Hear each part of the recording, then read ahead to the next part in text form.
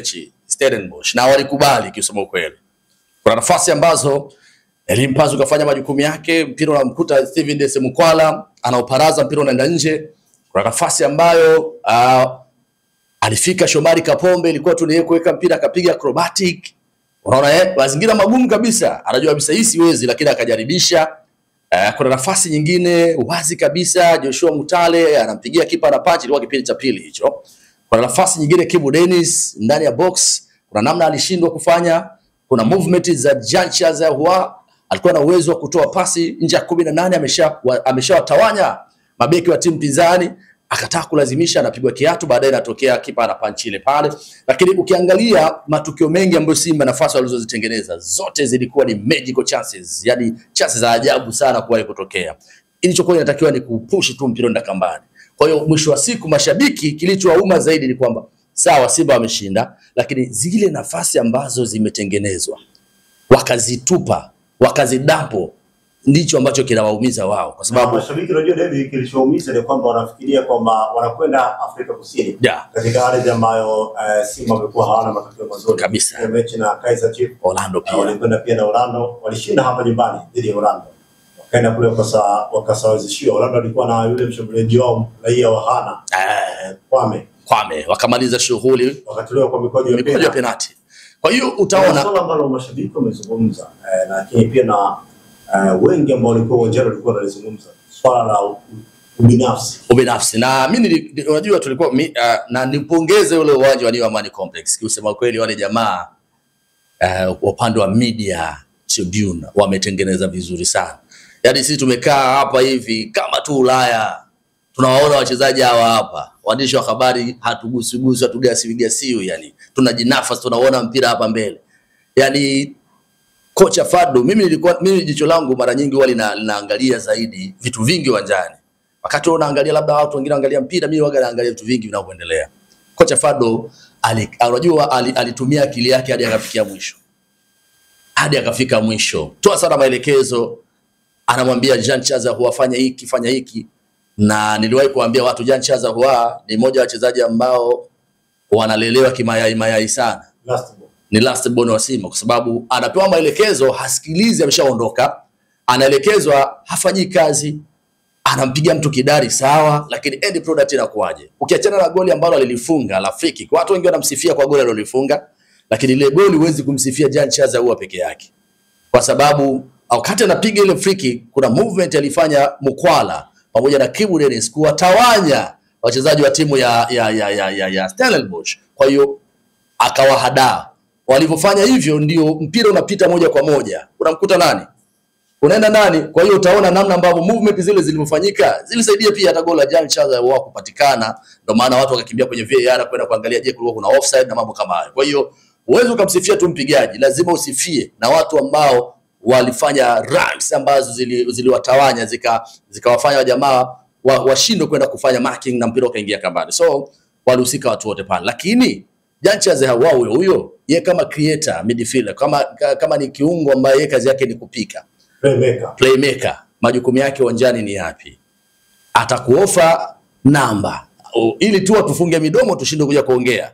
Lakini kwangu mimi siwezi, kifua changu mimi ni kidogo sana. Lakini pia atakuofa kwenye set pieces, atakuofa kwenye hivyo vitu, lakini kwa sababu ukiangalia kwenye namba anahusika na magoli mengi mpaka sasa kwenye CAF. Yuko nafasi ya pili, lakini sisi pia anazo. Lakini sasa unakuja kuangalia nafasi ambazo unazipata unazitumiaje? Kwa sababu hizi nafasi ni ndogo chache mno kutokea kwenye michuano. Nafasi ya mwisho ndio nafasi ambayo jana watu wengi walikasirika zaidi. Elie Mpanzu ameondoka na kijiji chake, amefanikiwa kutawanya Jean-Charles Ahoua. Naomba kulikuwa hakuna hata haja ya kumpiga chenga goalkeeper ile ya kwanza ile. Goalkeeper alishasogea kwa mchezaji mzuri mwenye skills pale, anamaliza shughuli, hata hakuna haja ya kumpeleka pembeni. Goalkeeper amekubali, ameondoka. Jean-Charles Ahoua ameachiwa goli ile hakufunga baba. Ni yetu kupress ule mpira, lakini kama alikuwa hana uhakika wa kufunga, pale ilikuwa kuna Mutale, nyuma yake ilikuwa kuna Lionel Ateba. Hata huyo Ateba hakuwa katika eneo la kuotea, kwa sababu tayari wachezaji wawili wa timu ya Stellenbosch walishaingia moja kwa moja golini. Kwa maana tayari washafika hadi kwenye eneo la mwisho. Kwa hiyo Ateba alikuwa katika eneo nzuri, lakini Jean-Charles Ahoua akapiga ile mpira lake la kushoto, mpira ulikuwa na nguvu, ukapoteza direction, ukapotea. Hicho ndicho ambacho watu wengi mpaka sasa hivi wanaumia, kwamba walau basi wamepoteza nafasi nyingi sana, lakini walau wangepata magoli mawili alafu wanaenda kule Durban kwenda kukomaa. Wale jamaa hata wakipata goli moja Simba anaenda. Unaona Kwa hiyo mpaka sasa hivi kinachowakosti Simba kama itatokea watashindwa kwenda hatua ya finali, ni nafasi ambazo alizitengeneza wakazitupa. Mimi Daily Pass unajua kuna kitu hapa nimekisikia hapo nakiongea. Karibu sana. Nafikiri mimi niwe mkweli kwamba wengi wanamkosea sana Jean Charles Ahoua. Wanashindwa kumpa heshima yake ambayo anastahili kupewa kwenye mashindano yote. Wanamkosea kwa kumtu of course kupewa hapewi. Yani inawezekana kwa sasa hivi ninapozungumza mimi kwenye mashindano ya Afrika Jean Charles Ahoua ndo mchezaji bora wa Simba, lakini watu hawataki kumpa hiyo heshima. Kosa moja unapofanya mchezaji ni kweli ni kosa ambalo alistahili kufunga, lakini wasisahau mazuri yote ambayo Jean Charles Ahoua amefanya mpaka hapa. Kwa nini Ahoua wengine, kwa nini wasipiwe lawama pale mbele? Kwa timu nzima ya Simba anacheza Ahoua peke yake pale mbele? Yupo Kim Dennis, yupo Mkwala, si ndio? Wanafanya nini ndani ya dakika 90? Kuanzia mechi ya kwanza ya robo finali mpaka Simba alipofika hapa. Je, Mkwala na Kim Dennis ukitoa Mkwala mechi ya nyumbani hapa walihusika vipi? Ateba alipewa mechi ya wewe alicheza vipi? Kwa nini Jean Charles Ahoua anatupiwa lawama peke yake? Kosa lililotokea juzi kwa mtu anayejua mpira ni kosa la kimpira tu ambalo linatokea kwa mchezaji yoyote yule. Anatupiwa lawama wengi wanasema kwa sababu yeye ni namba 10 na ndiye playmaker wa timu. Anapaswa kutengeneza nafasi. Swali linakuja, kuna mtu anayemzidi namba za kutengeneza nafasi kwenye kikosi cha Simba kwenye mashindano ya shirikisho? Mtajia hapa, mimi wallahi tena natoa 2000. Ndogo sana. Natoa 10,000 hapa. Mimi natoa 10,000.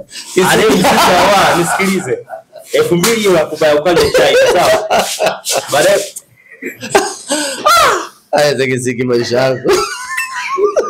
Hiyo si ya chai nampa. Sawa bana. Yaani sitaki niongee kwa haraka kwa maana ya kwamba labda na wewe ndio chai ukanywe chini pale karantini, sawa?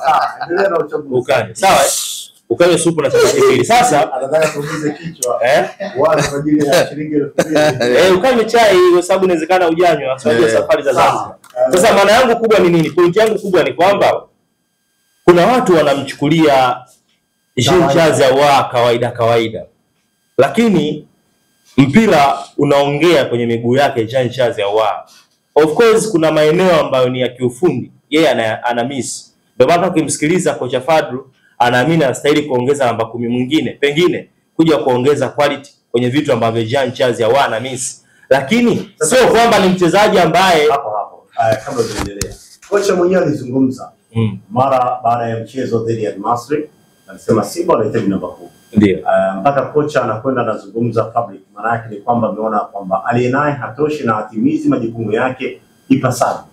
David amezungumza kwani ngoja twende hapo taratibu hapo. Kwenye hiyo swali lako ndio. David amezungumza hapo, amesema kwa macho yake alipomtazama kocha katika mchezo wa kwanza. Aliona kocha ametumia hadi akili yake ya mwisho. Maana yake ni kwamba yale maelekezo ambayo kocha anatoa ama vile vitu ambavyo kocha anatoa ama majukumu anayompa uwanjani, huenda kocha anaona hatimizi kwa asilimia kocha ambazo anastaka. Basi twende hapo kwenye swali lako kwamba Ahoua hatimizi kipi uwanjani. Tuanzie hapo. Okay fine, mimi nijibu hapo. Weka mzigo bana. Yaani tunaondoka. Of course jana mlipiga sana, si ndio? Mliongea sana, lakini sisi tunaongea uhalisia tena kwa vitu ambavyo tunaviona, si ndio bwana Kisiki? Lengo, hakuna mtu ambaye anamkosea Jean Charles Ahoua, wala hakuna mtu ambaye anamlaumu Jean Charles Ahoua. Wai watu wanakuja juu, yani kama vile ni mchezaji ambaye amefanya makusudi kukosa lile goli. No, Kisiki. Kwa nini? Ngoja nikwambie. Unajua wanasema siku zote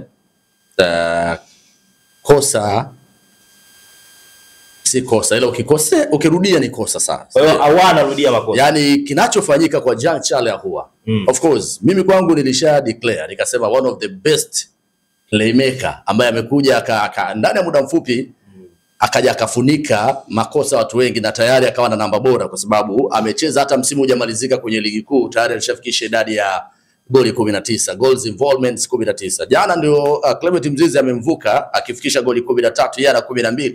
Hawajacheza mechi 4 mpaka sasa, lakini bado amestick pale na goli zake 12. Jana ndio Clement Mzize amecheza mechi back to back, lakini alikuwa hajafikia rekodi yake ya kuwa na goli 12 kwa sasa, lakini tayari ana 67, sio?